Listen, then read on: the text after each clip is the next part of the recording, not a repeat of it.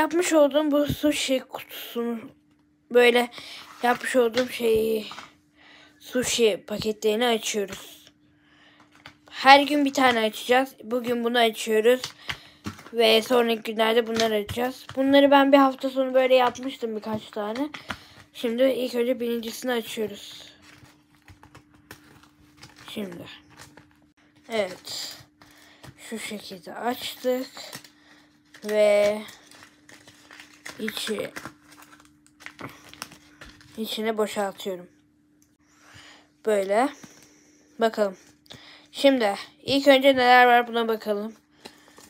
Bakın şunlar var olabilir içinde. Listesi bu. Şu şekilde.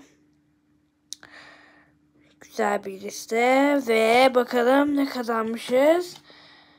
Wasabi ve kötü wasabi'miz de burada. Umarım sevmişsinizdir. Bye.